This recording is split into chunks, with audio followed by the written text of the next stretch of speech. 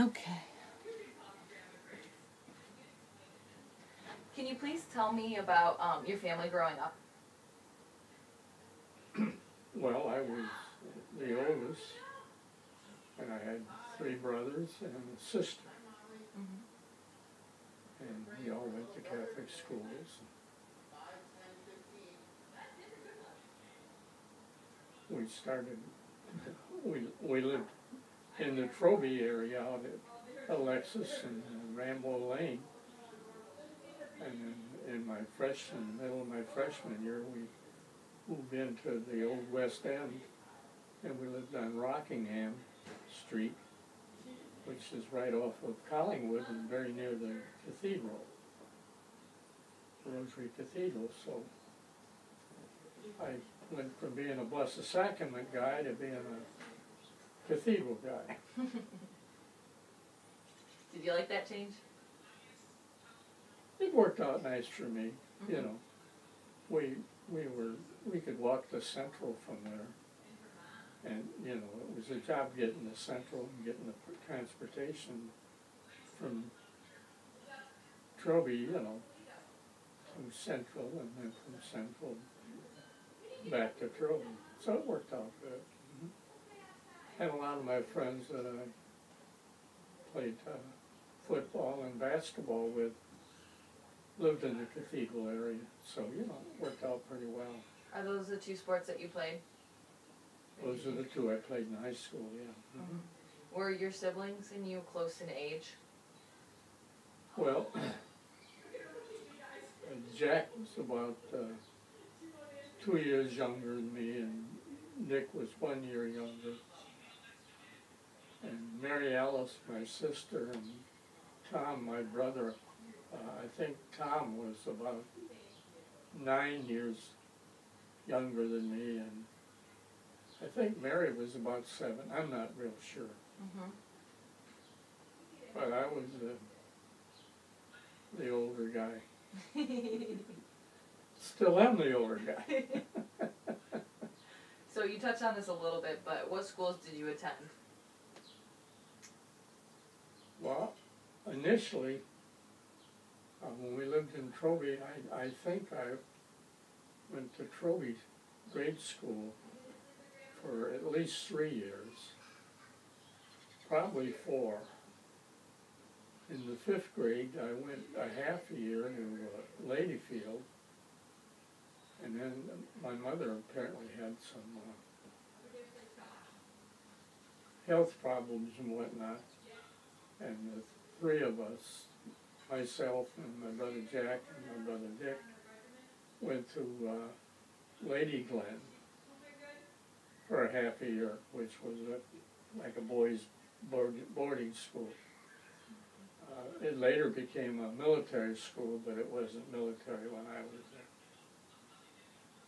But I used to kid, it was the closest thing to jail I ever went to.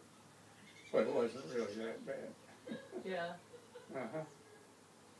So, what do you say? Well, and then in high school, of course, I went to Blessed Sacrament in the 6th, 7th, and 8th grade.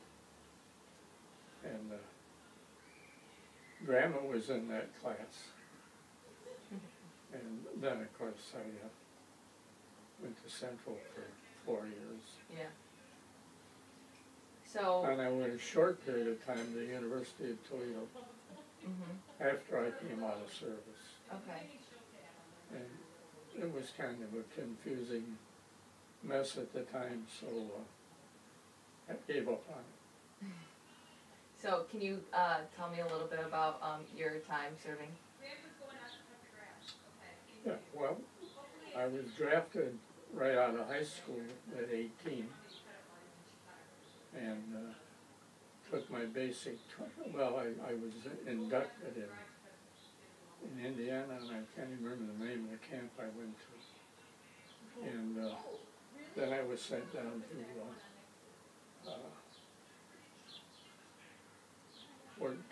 Fort Camp Meade in Texas, I'm pretty sure, and took my basic training there. And they cut our basic training short because of the Battle of the Bulge in Europe at that time. So we were trained to be combat infantry. So we were sent overseas, and I joined my outfit. I was assigned to the 1st Infantry Division, C Company 26, and I joined them in, a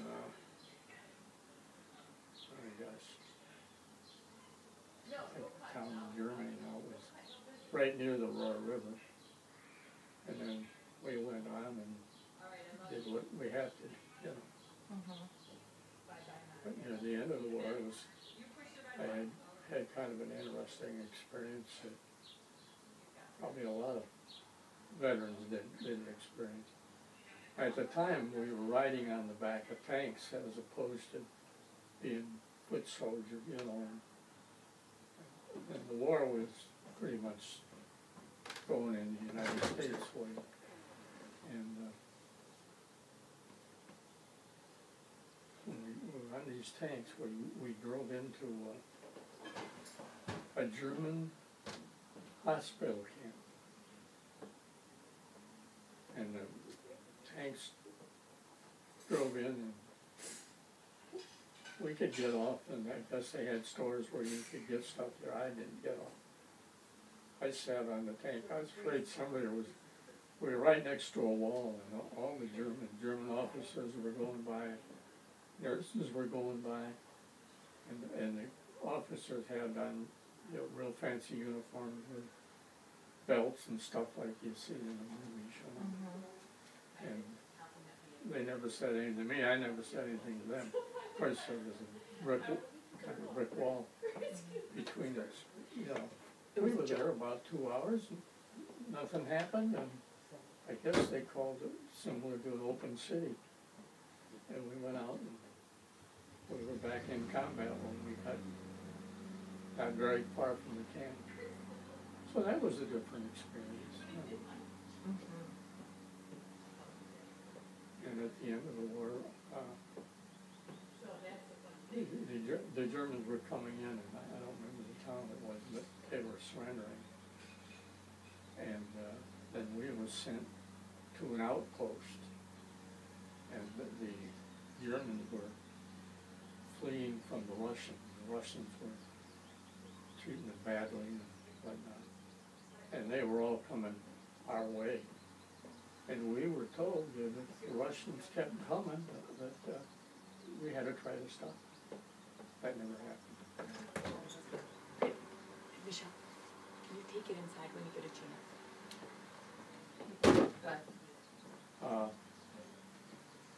I did have an interesting experience at the end of the war. We were in Nuremberg, and they had us drawing MP duty or whatnot. But I took a test for West Point at the time, and I was picked as an alternate and was flown back to the United States. Flew back on a great big plane with a lot of officers on it and whatnot, They had asked me to get off any minute, but they didn't. And I was sent to Amherst College. They had a West Point preparatory school.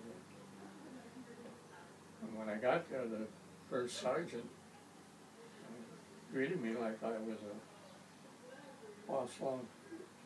lifelong friend. It turned out that he had been in the 1st Infantry Division for I don't know how many years, but he was in charge of that phase of their system, And we went to school and whatnot.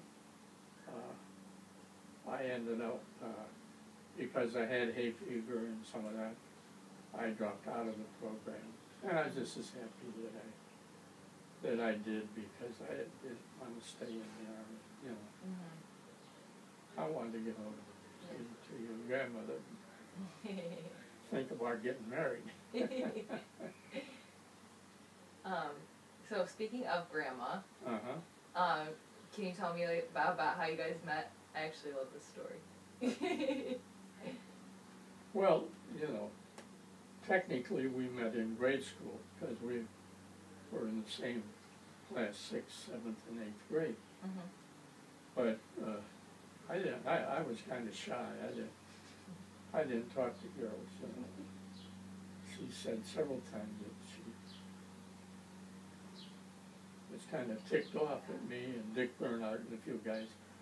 When you got done with your test, you could leave. But we always got done pretty quick, you know, and we'd leave. And I don't think she thought very highly of me that time.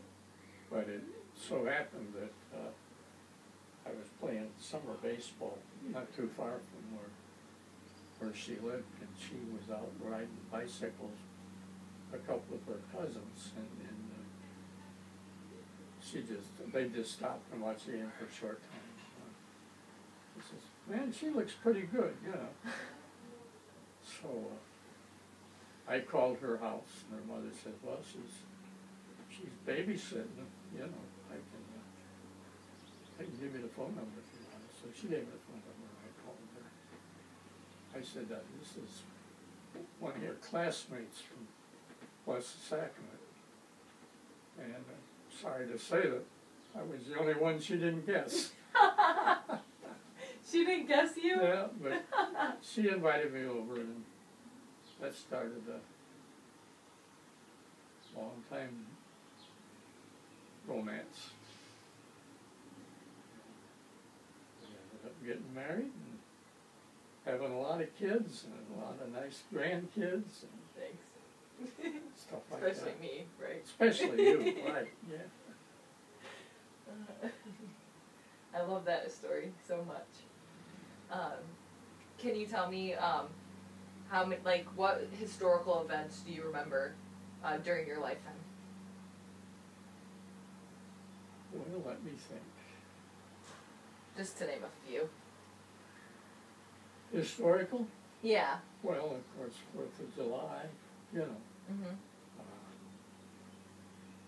The start of World War I, the end of the start of World War II. Sorry, I went around World War I. You know, the end of the war in Germany, and